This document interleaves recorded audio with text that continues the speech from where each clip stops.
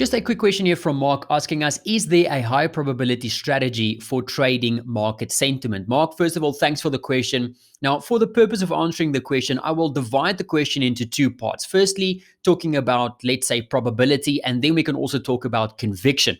So firstly, the highest probability strategy to use in trading sentiment, whether that is for day trading or swing trading, is always making sure that you are pairing a strong currency against a weak currency. So always make sure that you're pairing a currency that is strong and expected to stay strong against a weak currency that is expected to remain weak. And that is always going to be your highest probability strategy to use.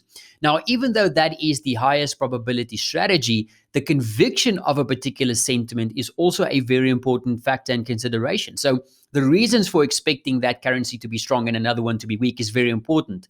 If the sentiment that is causing the divergence between those two currencies are strong, that increases the conviction in the outcome of the trade. But if the sentiment that's causing the divergence isn't really strong, that really reduces the conviction in the outcome of that particular trade idea.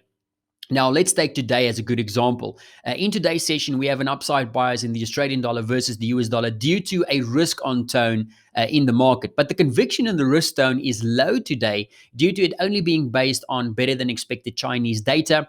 But we also have that overall negative backdrop still due to the coronavirus that hasn't gone away. We were still seeing cross-asset volatility, even though it has come down quite a lot from the peak. It is still elevated. So in today's session, the highest probability is an upside bias for the Australian dollar versus the US dollar while the risk tone remains positive, but the conviction is low as the risk tone isn't very strong with lots of moving parts in the mix, as well as things like earnings for the US stocks being released later in today's session as well. Thus, even though some days will offer us a high probability trade, as in the Aussie dollar versus the US dollar today, it might not mean that there is a high conviction in that particular trade, with today being a very good example. So looking at today as an example, yes, we're seeing a risk on tone right now in terms of the equity moves, but we haven't seen a follow through for that in the commodity space.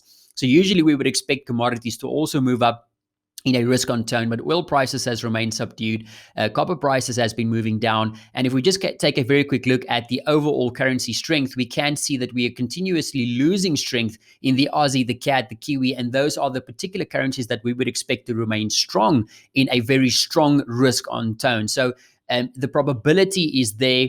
It's a high probability expecting upside, but the conviction is lower because we're not seeing a very strong risk on tone in the market. So the very best trading opportunities, Mark, are when we have a very strong sentiment driving one currency higher and a very strong sentiment driving another currency lower. And that'll offer us both a high probability, but also very importantly, a high conviction for the outcome in that particular trade. So Mark, I hope that helps. If there is any other questions, please don't hesitate to let us know.